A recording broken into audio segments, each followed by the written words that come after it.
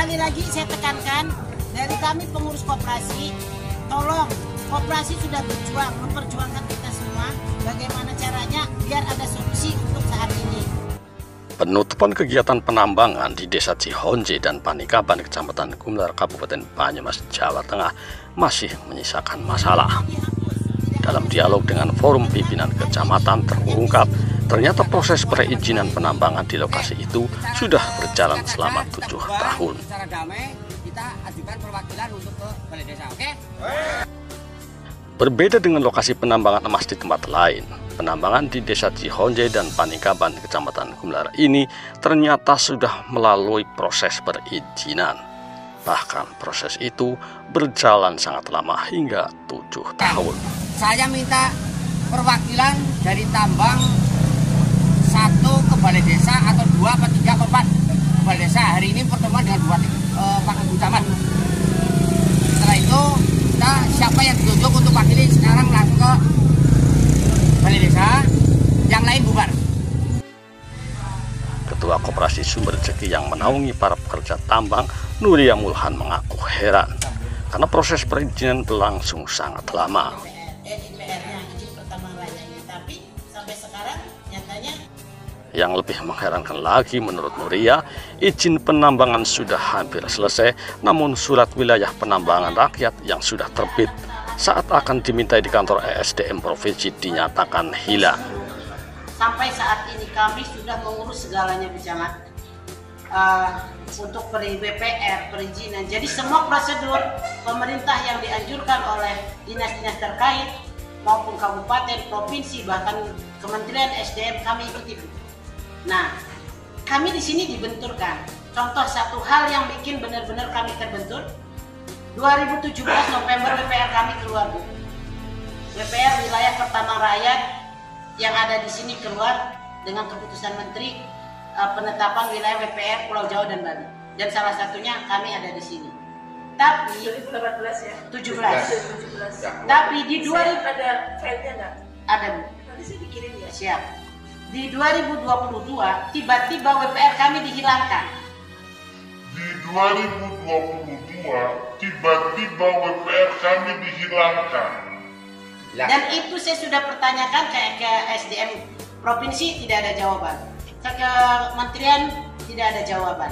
Jadi yang kami pertanyakan, hilangnya kenapa? Hilangnya di mana? Sedangkan DELH sudah dibikinkan atau semacam AMDAL sudah dibantu oleh SDM Provinsi pembuatannya 2019 sampai saat ini belum disahkan oleh Bapak Gubernur.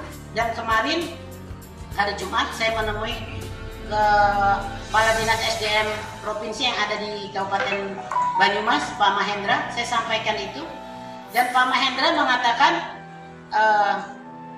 evaluasi lingkungan hidupnya tidak ditandatangani Gubernur karena BPR-nya tidak ada.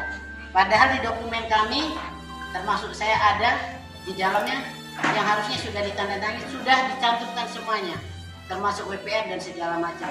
Nah, di sini tiba-tiba kami harus, setelah dihilangkan, harus mengulangi dari nol, Bu, mengajukan perizinan WPR lagi, baru nanti EPR.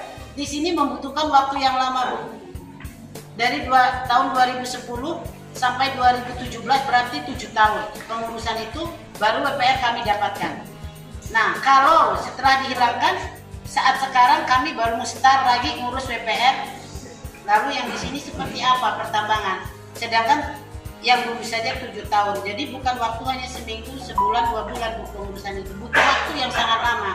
Kalau harus mulai dari nol, berarti kata Bu Camat itu benar-benar fakta pahitnya sama saja. Secara halus tambang kami ditutup di sini. Karena kami sendiri kalau suruh ngurus dari awal, kami sudah tidak mau. Seperti itu. Kami waktu berarti butuh waktu sampai sekarang 15 tahun menunggu EPR. Sampaikan kepada kami yang bikin hati kami pengurus ini yang bersentuhan langsung dengan mereka sampai miris, Bu. Mirisnya setiap saat mereka mengatakan kapan dibuka, terus apabila ditutup akan jadi seperti apa keluarga mereka, terutama masalah pendidikan anak-anak mereka ya. Di sini yang agak benar-benar membuat kami pengurus dilema, Bu, karena mereka menyatakan kalau makan oke mungkin hanya nasi sama garam masih bisa. Tapi untuk kebutuhan anak-anak sekolah, tiap hari harus ada uang saku, ada transportasi dan yang lain-lainnya.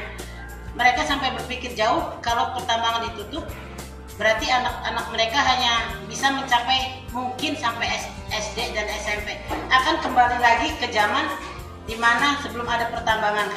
Kalau tidak salah, mungkin Pak Kades juga ini, warga desa Panikaban hanya paling tinggi tamatan SMA. Itu hanya bisa dihitung. Betul. Tapi alhamdulillah setelah ada pertambangan, banyak S1, S2 yang timbul keluar dari desa Panikaban. Kemudian banyak pegawai negeri yang sudah dari Panikaban. Nah ini, terus apabila ini terhenti, generasi selanjutnya mau seperti apa yang di Panikaban? Masa anak-anak mereka mau kembali lagi seperti mereka, mau jadi penambang lagi ya kalau tambangnya ada. Nah ini yang dampak sosial yang sangat-sangat perlu juga dipertimbangkan oleh pemerintah, perwakilan kami yaitu ke pemerintahan, karena di sini 1.300 orang yang ada di dalamnya. 1.300 orang ini yang bersentuhan dengan tambang. Di luar itu mereka menghidupi anak dan istri. Kami perhitungkan sekitar 3.000 lebih yang terlibat akibat apabila tambang ini ditutup. Nah, ini mau diapakan? Sedangkan bertahun-tahun, berarti 2008 sampai sekarang 15 tahun mereka hanya bekerjanya di tambang. Tidak ada pekerjaan lain yang buat mereka untuk beralih profesi. Juga di desa Panikaban dan desa Cionje kita ketahui tidak ada lapangan kerja yang buat mereka menampung para penambang ini apabila ditutup. Itu imbas yang keduanya.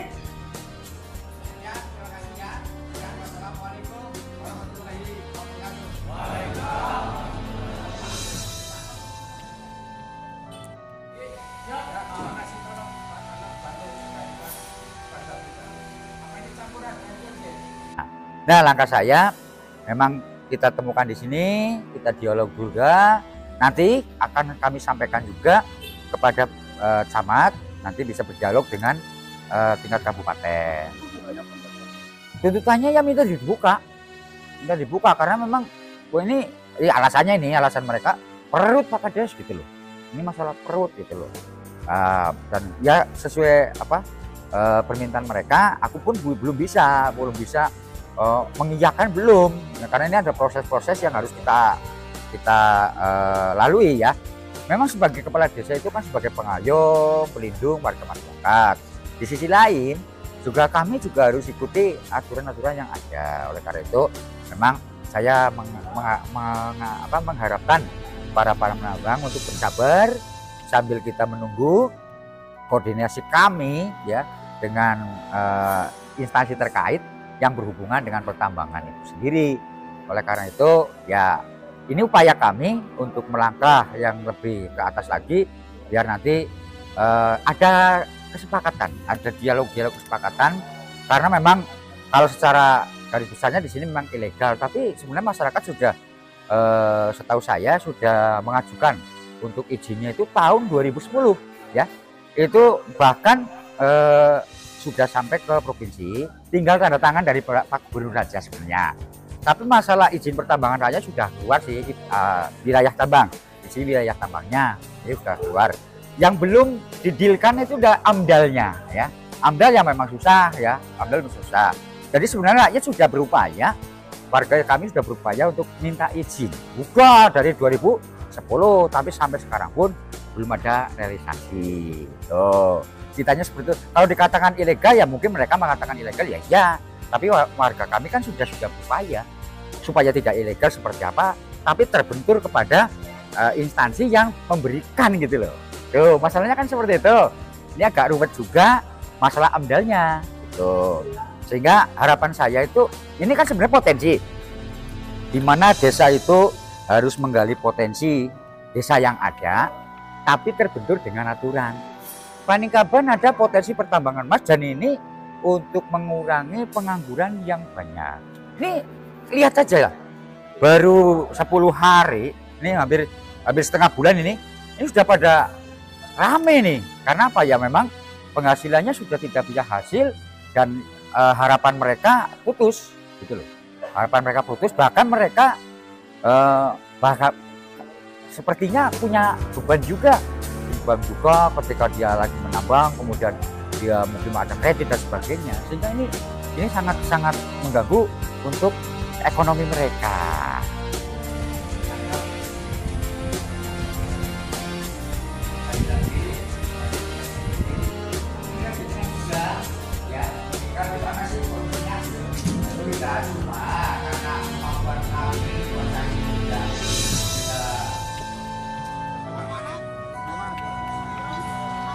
Lalu bagaimana nasib penambangan di Desa Cionje dan Panikaban, Kecamatan Gumelar ini? Kita tunggu saja hasilnya. Indah Puspitasari melaporkan dari Banyumas, Jawa Tengah.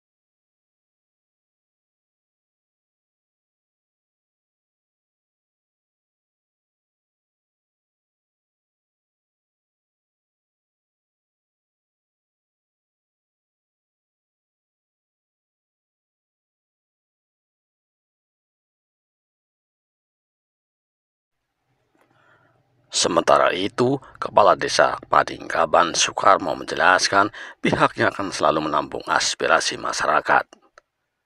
Namun sebagai pemerintah desa, pihaknya juga akan menghormati undang-undang yang berlaku tentang penambangan.